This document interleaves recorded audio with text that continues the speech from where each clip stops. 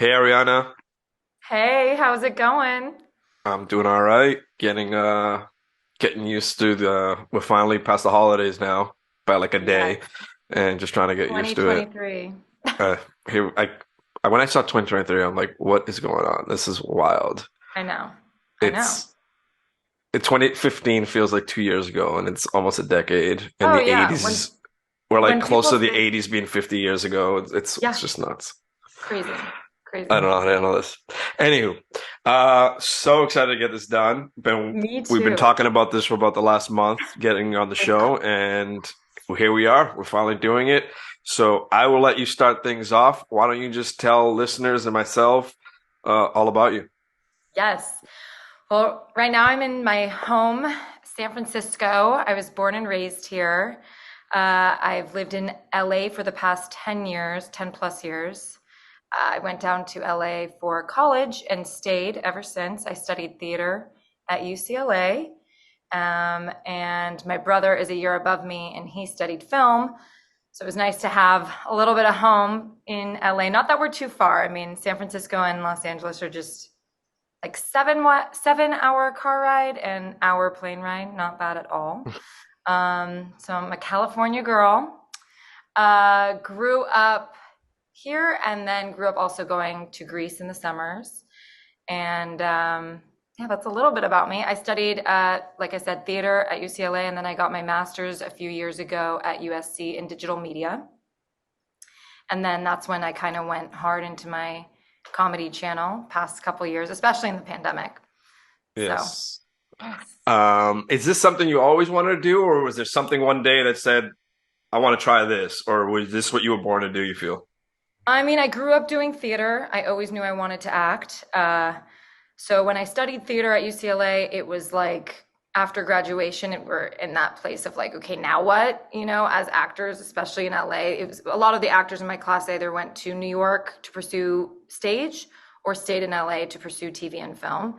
And so I decided, especially having my brother in film and just being a year ahead of me, he graduated around the same time as me. And I said, okay, I've been in LA now for 4 years undergrad. Like, let me give LA a shot, you know? And so it was tough. I mean, obviously, like out of college, especially at that time, like around 2014, we didn't have, I mean, we just kind of graduated and we're like out in the world. Our professors really didn't give us like that many tools, sadly, to like prepare for, you're going to face a lot of rejection as an actor, but it's like, now what?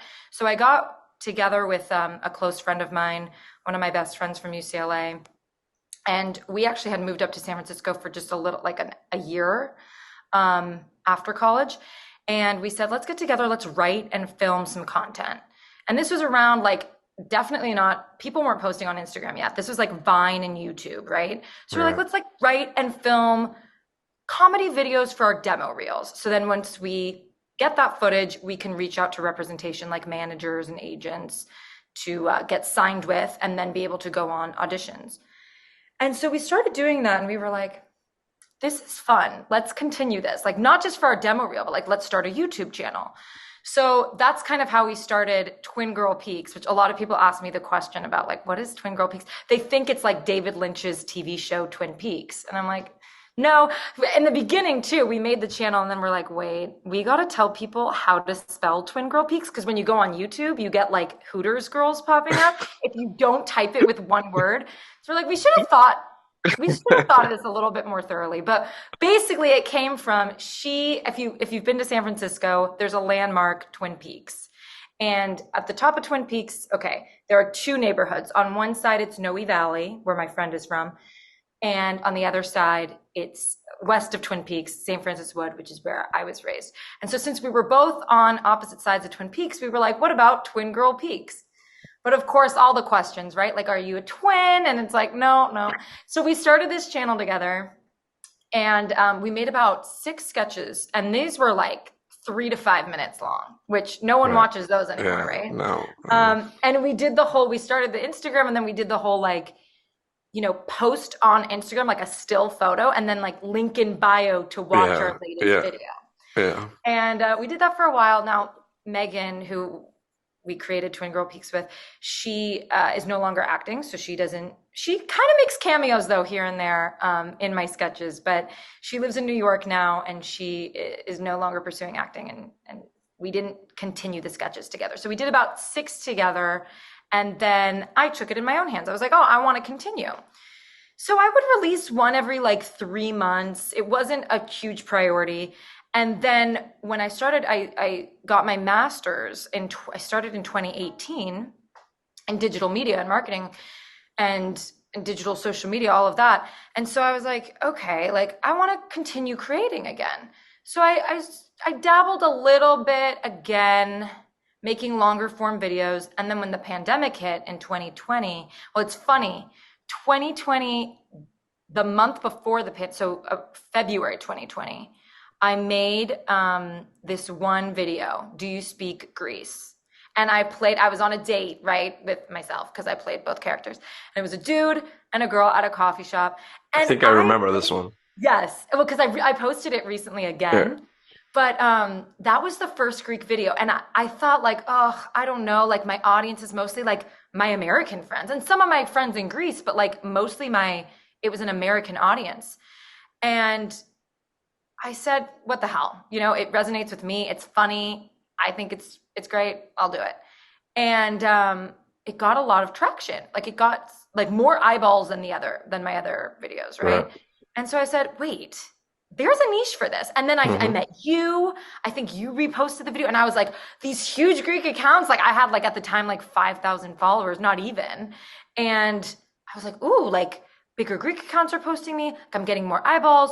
Other nationalities, ethnicities like Armenians and, Italians, they're like, oh my God, that's like my family, or oh, I've been. So I was like, wait, this is a niche. Let me tap into this. So then when the pandemic hit a month later, I'm finishing my master's online on Zoom, and I just had a few months left remaining of the degree, and we were all locked in our houses. So I'm working part-time at the time, working part-time for a company, and then I'm finishing my schooling. And I was like, our social lives are stripped. Like I got time to create. So I started back in with creating content. And this time I was posting directly on Instagram, right? So shorter form videos. I learned like, okay, no one wants to watch the 5-minute videos. Let's get to the good stuff. Yeah. Yes. And this is still before Reels, because it's right in 2020. So REELs, those didn't exist yet. And I started tapping into that niche, and it was the best thing ever because I found a community, and then I found like a target audience. And I was like, okay, something that I thought before, oh, people aren't going to get it or people aren't going to care.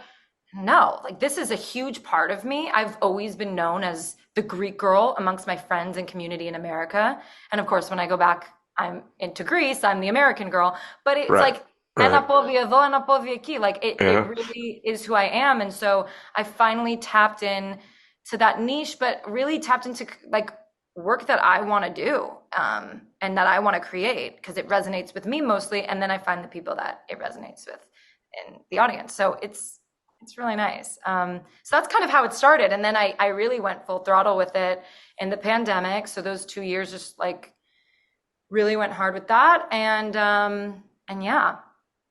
That's amazing. That's an awesome story. Yeah. So aside from creating comedy sketches and all this funny stuff, do you also do stand-up?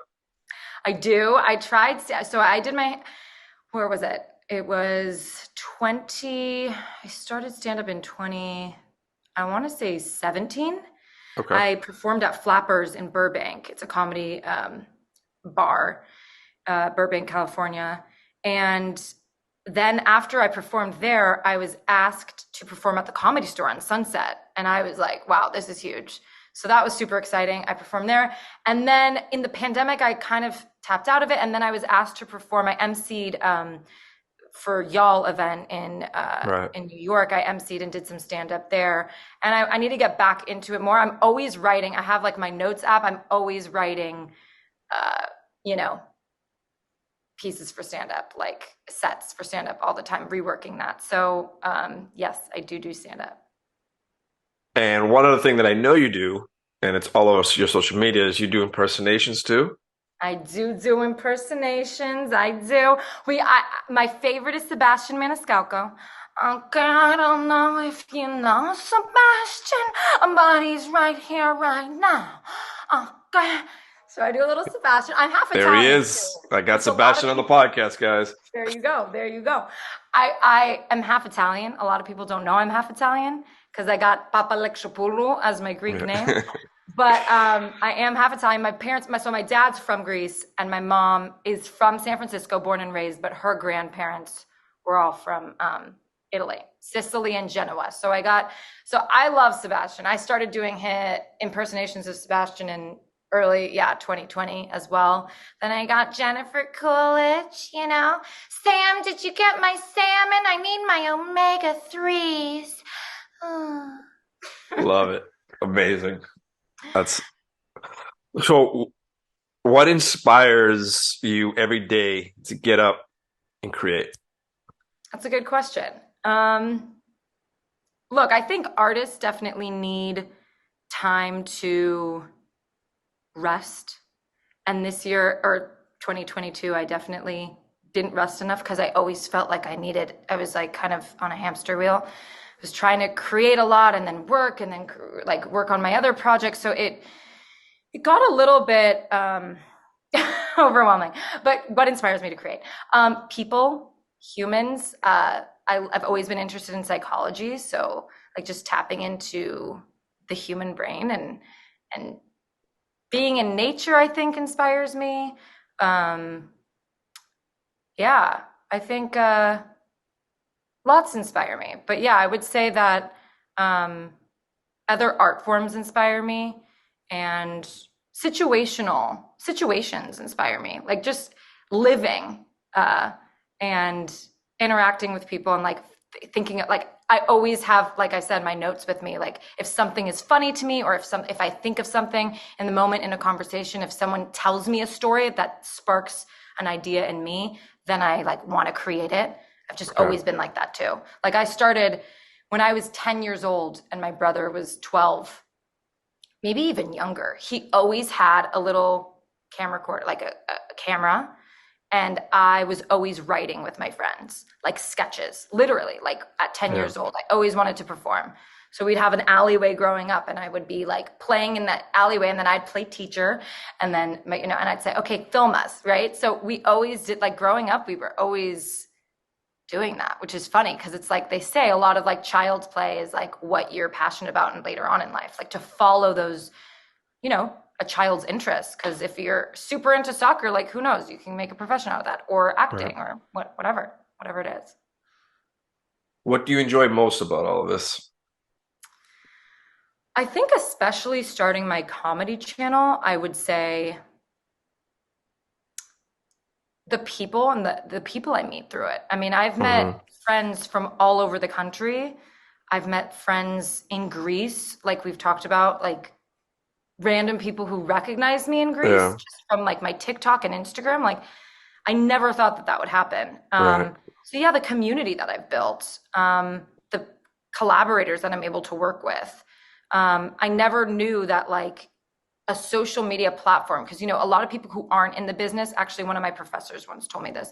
They said if you're talking to people outside of acting, they rarely will understand the craft of acting and the business of acting. And it's kind of similar with even content creators. Like, there's a bad stigma almost around it. Like, oh, an influencer, like, oh, you're just, for the likes and comments. It's like, no, it's actually a lot of work. Yeah. And it's art and it's vulnerable too in the beginning. I think I really resisted even putting my videos directly on Instagram because it's like, oh, what if it gets like, what if people don't like it? Like all the like insecurities that we get before posting. And then in the beginning, at least now it's like I post and roast and I don't even think about it, but that's because I'm in the groove. Right. But, I would say like the community, and just, it's so crazy what technology can do. It can bring so many opportunities. This little like social media platforms can bring a ton of opportunities. And that's what happened to me in 2021 and 2022. Many opportunities came from posting my work and sharing my art. So it's been amazing. Yeah, you touched on something that is important for creators, where I think a lot of creators when they start off, it's extremely nervous to put yourself out there. Like you Yeah, don't, there's going to be comments coming from all around the world, and a lot totally. of them are not going to be nice. But I think as we evolve and grow, do we grow thick skin? I don't know what it is, but I think we handle it better, I guess, the more we do it. But Totally. you're saying have you reached a point? I mean, I don't think anyone's ever going to reach the point where no comment bothers them, but I think Right. you handle them better the more you grow. Totally. Yeah, I think it's funny, like it's that saying, right? You can get a million, 1,000 compliments, and then the one negative Yeah, comment you're gonna dwell on and you're gonna yeah, fixate on, right? for I sure. mean, it's funny, yeah. I don't, luckily, I don't get a ton of mean comments. Yeah, I really don't. I get mostly very kind comments, but um, a couple, I would say two have stood out. One was and I get this, actually the same person comes back and I'm like, well, just stop following me. Like why are you yeah, even watching my videos? I'm like, you're like, right. and it's always like a 60-year-old. I'm like, do you have, like, you gotta get a hobby. But yeah, she commented on my Greek. Like, I hate when people speak Greek in that nasally tone. Like, stop talking with your nasal. And I'm like, I remember like calling my friend. I'm like, wait, do I speak with like nasally? Like when I speak, I don't know. That's just how I speak Greek. Oh my Maybe God, that comment reminds me of another person who left a comment like that on someone else that I know, and I was really like, yeah, and I'm like, first of all, like the person that she was saying this about speaks perfect Greek, like right. 100% fluency. And so at the end of the day, I think a lot of these are just people are just like complaining. Yeah, or Complaining for if, that. I mean, look, the tongue placement with language, like our tongue is Yeah. not placed in the same way like as Greeks, right? Like Yeah, maybe no, it's for more casual sure. and maybe I am more nasally. I don't know. I hope Yeah. I'm not, but yeah, this person comes back like every 6 months and is like, stop talking like that. Yeah. I'm like, oh my God. Yeah. So that one, yeah, that actually is a recurring one. So I don't forget that one because she reminds me. Yeah, no, I one of my interviews that I've had in the past on this podcast was another creator, and he basically I don't want to say he loves the bad comments, but he believes, I mean, I think this is something that a lot of people believe. You don't learn from the good comments. Yes, it's nice when people hug you and kiss you and pat you on the Totally. back, but if you take a step back for a bad comment and read it with no bias and just say, hold on, can I learn from this? Sometimes Right. there are learning experiences from it because you get to see it Sometimes. from other people's Mostly perspective. trolls though on the internet. I'm For sorry. sure. Like No, like a lot of yeah, trolls, but there are some that come around that might be able to teach you something. So totally. there's always that too to keep that in mind. From it was a good Absolutely. lesson that I learned from him. Absolutely. And then another thing, especially with TikTok, I found if there are negative comments, there was one when I did the Thanksgiving, the Greek mom in the Yeah, supermarket, right? And Thanksgiving. I did it twice, this past Thanksgiving and then the Thanksgiving prior.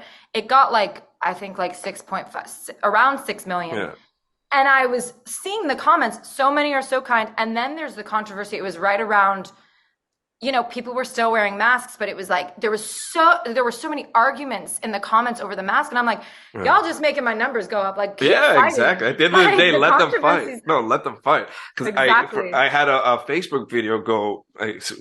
How weird is that? A Facebook video go viral? I never thought I'd Yeah. say those in one sentence. Right. But a Facebook video went viral this summer, and I'm like, what just happened? Why did a Facebook reel go viral? Like that doesn't. And it was a video that we did that included in Greece, with the key that keeps the air conditioner on when you leave the hotel. Yes. So Yes. we did that, and I would everything for that. And a huge conversation started about the energy crisis and how what's the right way? Should I leave the AC on? Should I leave it off? And people attacking each other. And it got 50,000 comments.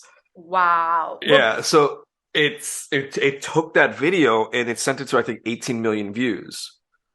are It you was serious? insane. It was insane. That's But on crazy. Facebook's a little different. It's a completely different animal when you go viral there, I've learned, Totally. because it doesn't target the audience that fits. Like the comments were like coming from like Alabama with like Right. not Right. even Greek. And it was just people arguing about air conditioning. Yeah. Some people Yeah. were like, "Oh, I don't even know what Greece is." And I'm like, "All right, Right. now I get it." Like, Yeah. Yeah. There's no rhyme or reason sometimes, but I will say with that video, that's very um relatable, right? And yeah, yeah, it's something and that it a lot starts of people do. So conversation. people will comment, "I do this all the time." it's fine. And there's people saying, well, you shouldn't do it because the hotel owner is going to pay more. And then the other person coming in saying, no, he's going to pay less because turning it off and on runs the electricity bill up. 100%. So it became this huge so conversation. Because that exact scenario happened to me in Idra, where I left it on, and then I'm getting a call on WhatsApp from my Airbnb host, and I'm like, oh, like maybe she sees us out, because Idra is such a small island, right? Yeah. And then she calls in, because she was so sweet. And then she's asking like why I left the air conditioning. I'm like, okay, well, first of all, it was one day, and also it's really hot when we go back. Like I wanted it on. So that's really funny. Yeah. But yeah, and then there are like, there's no rhyme or reason for some videos to go viral. Like there was a video that literally I posted last month with my brother and our good friend. We were at dinner. We were like, let's just post something right now. I was doing it as like I usually put some time and thought into my videos before I post them. But this was like, okay, whatever. We did it in like 2 seconds. It was so silly. It was like two Americans just putting their credit card down, and a Greek guy who just got back from Greece, a Greek American, who wanted to show that he still had euro on him, like to flex. Yeah.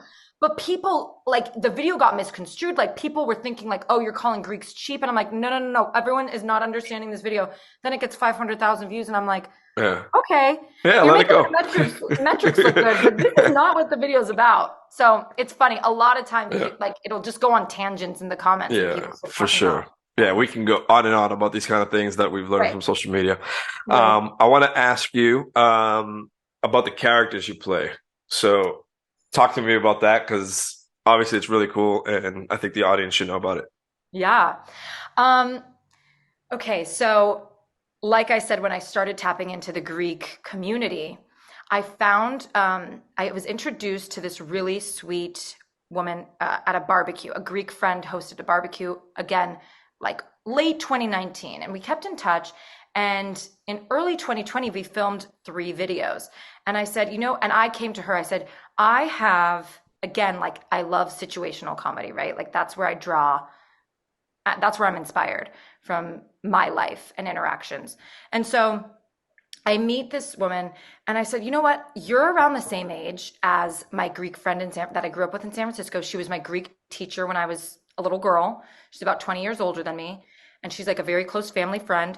And I said, I think you can, like, I have so many funny situations with Dimitra, like growing up. Like I'd get in the car, we'd go somewhere and she'd be like, Vale ligo ayasmo. And I'm like doing something, it was like 12 in the afternoon on a Wednesday, but okay. So like just funny situations like that, or like everything, like I would tell her about someone, she'd be like, like just very superstitious Greek woman. And I had so many just funny interactions with her growing up. And I said, again, this was right before I tapped into this community. I said, well, what do you think of like playing my aunt, right? And she was like, okay, let's do it. So we filmed 3 videos. Well, those really took off, and people love us now. My It's a Greek Thing videos with Yuli, who is an actor from Greece. She was an architect and moved to LA to pursue acting, and is not an architect anymore. And she is lovely, and she's so talented, and she's like seriously like a Lucille Ball of Greece, right? She's hysterical. And I think people love us together because we have really great on-screen chemistry. And so those are 2 characters that I created. I was like, okay, I'll play your aunt and you'll play my Greek aunt, and I'll play your Anipsia, your niece. And so we created basically a series of that. So we have at least 10 It's a Greek Thing videos now, which, that's how I created those characters. And then my other characters, again, like just off situations, if I think something, or like I see, like I do the Greek mom, which I don't have a Greek mother, which is funny. People are like, I don't understand how you do it, and you don't have a Greek mom. It's like, again, just drawing from like aunts in Greece, family members in Greece, Greek American moms here in San Francisco and Los Angeles. So I love my Greek mom character. I really, really enjoy her content. I think most of my followers love her the most out of all my characters. And then I have just a mom, San Francisco mom, and all my impersonations that I love. Because again, I grew up doing theater. I grew up almost like impersonating people, even people in my life. So I think, that's kind of how I create these characters, just off daily life interactions with people. Amazing. Even like I have a character from the DMV. Her name's DMV at the DMV. And she was talking to me about all these zodiac signs and oh, she's got to get her keys in the car. And I'm like, I'm just trying to get my license. All right, before we move on to talking about a little bit about Greece, what advice would you give someone starting off doing what you do? Gotta have a thick skin. Especially if you're going to pursue acting, I would say quit before you start. No, I'm just kidding. You got to have a thick skin and you got to say to yourself, I don't want to be doing anything else other than this. It's got to be your calling because the rejection and the perseverance that you have to keep going, you got to go in 150% and say, okay, I'm devoting my life to this. And regardless of whatever setbacks I have in my life, I'm ready for this journey. So yeah, thick skin, passion, and a good support system for sure. Amazing. Well said. So let's talk a little bit about Greece now. Yes. Where in Greece do you call home? Kalavrita. So most people that I meet are from the islands, right? Greek American friends. But my father was born in Patras, which is the third biggest city in Greece. And Kalavrita is about 2 hours away from Patras. So that's where he was raised up until about 12 years old. And then he went to Athens to finish high school and πήγε στο Πολυτεχνείο. He went to university in Athens and then he came to America to get his PhD at Georgia Tech. And then after that, he went to San Francisco thinking that he would have a couple years in San Francisco of work under his belt. And then he met my mom and stayed. So my papu and yaya, I never met my papu. He passed right before I was born. But my yaya, I knew her until I was 7 years old. Loved my yaya so much. And she was in Kalavrita. So our home now, she had her house with land behind and in front. And then when she passed, my dad and his brother basically built two homes, one in front of the other in Kalavrita, in the center. A lot of people also say it's kind of like San Francisco. They say, oh, where in San Francisco are you from? Thinking I'm from somewhere in the Bay Area. And I'm like, no, the city, the city. So it's the same thing as Kalavrita when people say, oh, where in Kalavrita? Like Kyochoryo, like which village outside? I'm like, no, in the town, Kalavrita, inside. Proud to be from Kalavrita, the mountains. How often do you get to get back? Do you get to go back? So growing up, I was going with my family as a kid, like for 2 weeks, right, in the summers. And then it was 2005 that I told my dad. And mind you, I didn't know much Greek in 2005. I really learned Greek throughout my teenage years. And so 2005, I said, it was the year I was going into high school. And I told my dad, I think I read like Sisterhood of the Traveling Pants or some shit. And I was like, this is when like, I was like, I had a calling. I was like, I want to go all summer. I don't want to go for 2 weeks. That's nothing. It's like, I want to go all summer. And he was like, okay. So he set me up with my aunt in Kalavrita, and I stayed with her and her husband, who didn't speak a lick of English. So that was another huge opportunity for me to learn a lot of Greek that summer. And yeah, I stayed for 2 months. Didn't know anyone other than my family members. And then at the end of the summer, I had a whole parea. That's when I really fell in love with Greece. I was 14 years old going into high school. And ever since that summer, I was going throughout high school and college years all summer. And my love for Greece just grew and grew each year. Have you ever performed in Greece? I haven't. But now this past summer that I was recognized 3 times, I'm like, okay, I think I got an audience. It's time to do it. I think it's time. I was in Crete and Athens. I was like, shit. Yeah. I gotta. There you go. I should do this. Yeah. That's gonna be your plans for 23. Stand up. Yes, exactly. Stand up. Stand up. So, can you talk to me a little bit about the culture difference? Greeks here, Greeks there. Yeah, it's a good question. Well, in high school, when I started going all summer, I feel like I was a little bit snobby because my dad would then say like, oh, there's a Christmas party or there's a New Year's Eve party, whatever. And we're going with these other Greek families. And I'd be like, yeah, but they're like Greek American. My dad's like, what do you think you are? I really loved my Greek friends in high school, especially. I thought that, It was interesting. I think, and I don't know how you experienced high school, but a lot of we kind of went from like eighth grade going to the movies and then to high school, like everyone just wanting to get drunk all the time on the weekends. And I feel like in Greece, people were drinking at a younger age, but it wasn't that like it was still, we also were like almost like 7 years behind with technology in Greece.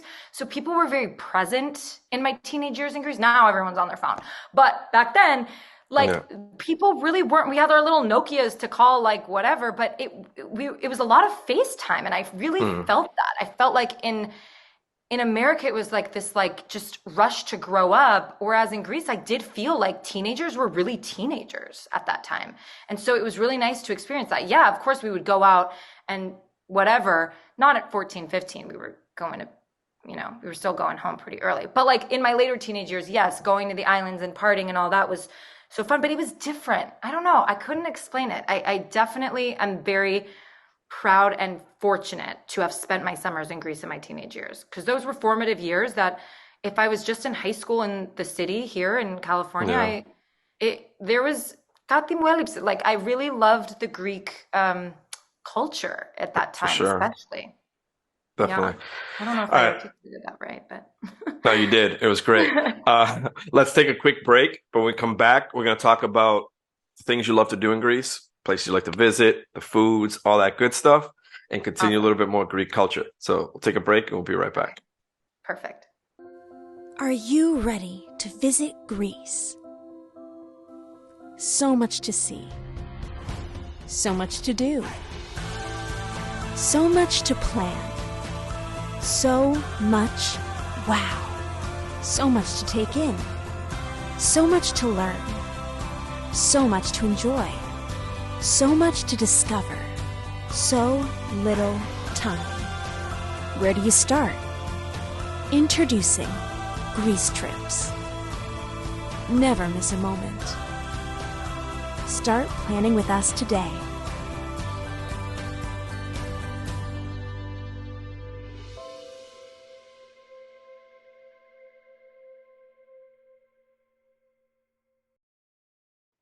All right. So now I got to ask, you go to Greece Yes. often.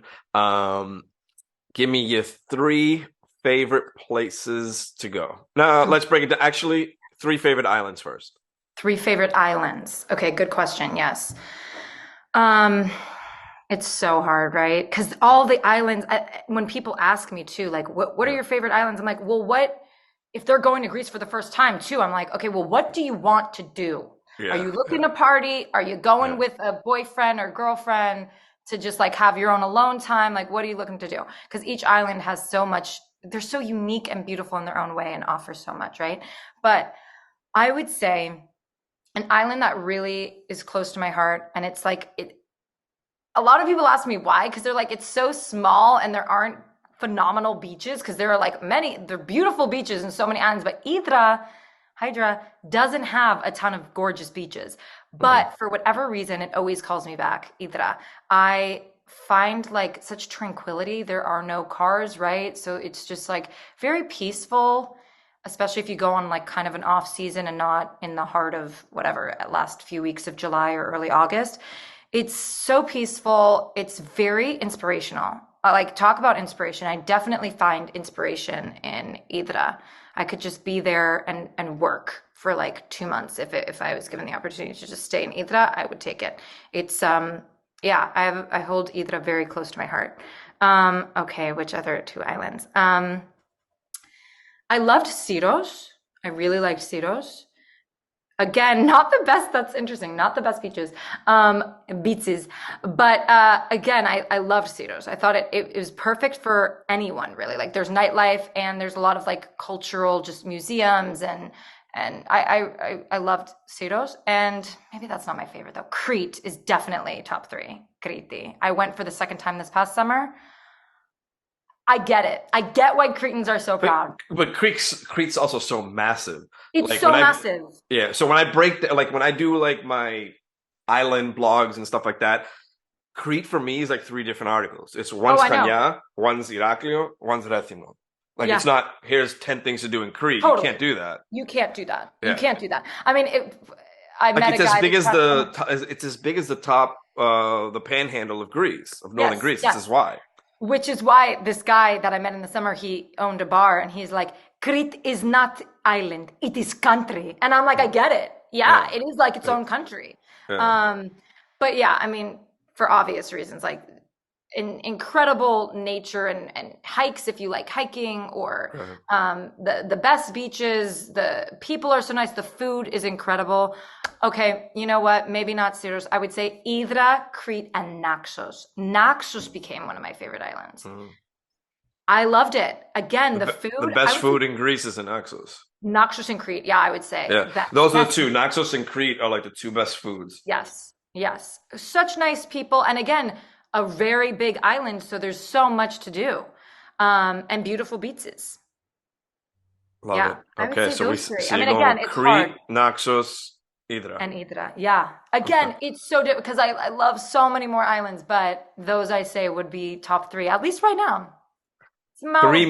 Three mainland locations not named Calavrita. Oh, come on. I will say, I have to say though, a lot of people, I mean, I always recommend Calavrita because it's so beautiful in the summer time too. There's like Echiligo. And then all right, fine. You get to say 4 and one. I get to say 4, and also let us not forget winter in Greece, right? Like again, you asked how often I would go, and I haven't been in the winter in a few years, but I've been for Apokrias, I've been for Christouyana and Protokronia. Calavrita is amazing. In 1989, they opened a ski resort, so it's very popular for skiing and obviously very historical. Biggest massacre in Greece to date, but yeah, Calavrita is incredible. Gosh, which other? I love Monomvasia, which is not too far from Calavrita. It's like a little road trip, 3 hours away. One year I did Elafonisos and Monomvasia. That was incredible trip. Elafonisos is beautiful. Yeah. Again, not an island, but so beautiful. So that trip was great. I would recommend those two. I haven't been to Thessaloniki in many years, but I'd like to go back. I just don't have family up there, so I always say, "Oh, I'll go," but all my family's in the Peloponnesos, Right. Gosh, now I'm trying to think. I'm only thinking islands and Calavrita. I mean, I love Athens, right? Athens is my favorite city in Greece. Have you ever gone to like Meteora? I went to Meteora, yes, and I need to go back. I went when I was about 16. Incredible. Yeah, of course. Meteora is like probably for sure top. They wanted to film Game of Thrones there. They did one scene is there. Is it really? Yeah, so it was a fight because they did not want to allow them to film there. Right, but they gave them the rights to one scene. So in the Erie, when what's his name? I didn't watch all the Game of Thrones. So basically in one of the locations when they put someone out, and there's basically it's like jailing him because if he jumps, he falls off this massive cliff. Yeah, and the view is Meteora. Okay. Oh wow. Yeah, so they got that in. They did get that. So they got B-roll of Meteora, but they didn't film. Yeah. They turned it into. They just used it as a background. Right. But see, I don't think they were able to film there. Yeah, no. That wasn't happening. No, they weren't letting like offering them hundreds of thousands. If you put your drone up in Meteora, someone's gonna come and knock you out. Exactly. Yeah, that's a magical place for sure. Yeah. I need to go back for sure. Top. So you got to give me the 3 aside from Calavrita. You got to give me 3. Which ones are you going with? Okay, I would say Meteora, Monomvasia. And Athens. I can say Athens. Right. I was going to say, just say Athens. There you go. Just say Athens. It's always a good choice. All right, your 3 favorite Greek dishes. Kokkinistό με πατάτες τηγανιτές. I love kokkinistό. It's so tough. I mean, is it lame to say macaroni με κιμά? Absolutely not. That's just simple. I know, but I know because it's not like it's like so easy. But like I love macaroni με κιμά. Yeah. And yamista. Okay. Of course, all of these dishes with feta and good cheese. Yes. All right. And 3 desserts. I'm Team Kourabiades. I know that's not a popular team, but I'm Team Kourabiades. I like melamakarna, of course. Yeah. But I love Kourabiades. So Kourabiades. Loukoumades. Mm. And Ekmek Kadaifi. I love. Yes. I would say those three. How about you? Ooh, I didn't know that was coming. I want to know your favorite. I'm not the biggest dessert person. Like I eat Yeah. it, but like my dishes are gonna be like my favorite is gonna be the choriatki, but with casino mizitra. But you'll find it like Naxos. Okay. Yeah, Yeah, exactly. with the soft cheese. That's number one. I would put macaroni mekima in there. Yeah. And then I'd probably say like pasticcio. Yeah. Amazing. Yeah. Classic. I mean, you can't go wrong with anything you pick. Yeah, You exactly. can't. All right. A few more questions and I'll let you go. I know I kind of asked this earlier, what inspires you, but this one was more targeted towards like work ethic, but at the same time, it's still creating for you. So what inspires your work ethic when you create? Yes. I would say all different mediums of art, even going to the museum or walking in nature or going to movies. I'm a big moviegoer. I love going to the cinema too. Which is why like in the pandemic when everyone's all about TV shows now, and I love a good TV show, but I also am very big on going to the cinema. So I love going to movies and finding other actors to inspire me, other comedians whose work I love, and then watching their interviews and their, bodies of work that kind of inspire me to then create my own ideas and off of that. So off of their work, because we all, I think, take something from people who inspire us, artists who inspire us, and then make it our own, right? Because it's so that's great. I love doing that. And yeah, people inspire me. Situations inspire me. I'm very big on situational comedy. So, yeah. Well said. All right, I got one last one, and I asked this to everybody before I let them go. And I know you said that you're also Italian and Yes. Greek, but the question is Greek. Una fazza, una razza. What does being Greek mean to you? Great question. Being Greek means perseverance, learning to adapt. I think Greeks, ever since they rose up against the Ottoman Empire, we were forced to face adversity with strength. And so I feel like that learning to adapt, having pride, right? And feeling, like theater started in Greece. Like we feel, there's so many, Greeks have so many emotions. We express ourselves. So I think, being able to adapt, facing adversity with strength, feeling emotions, and Greeks are the most hospitable people. Like that's the biggest thing. So I think like being, I think that, I don't know. Did I answer that? You did. That was well said. Last but not least is where can we find you? Plug yourself. Tell my audience where they can find you on all your platforms. Yes. So TwinGirlPeeks, one word. TwinGirlPeeks. So play on words there, not Peaks, Peeks. I'm on Twitter. I'm on Facebook. I'm on, and primarily Instagram and TikTok and YouTube. So you can find me there. And is there a website or no? Yes. I have a link tree. So link tree in my bio, and Perfect. then apactress.com for my main website. Amazing. Arianna, thank you for coming on. This has been fun. Thank you so much for having me. Learned a lot. And hope to see you soon. And maybe we'll run into each other before a trip to Greece. Yes, of course. It's got to happen in the US. I know, exactly. Thank you guys all for listening to Greece Chats. This has been Twin Girl Peaks herself, Arianna. And how do I pronounce your last name so I don't ruin it? Papalexopoulos. Arianna Papalexopoulos. Yes. There she is. We'll talk to you guys again on the next episode. Thank you again, Arianna. Thank you. Thank you so much, Tony. Filakia. Bye.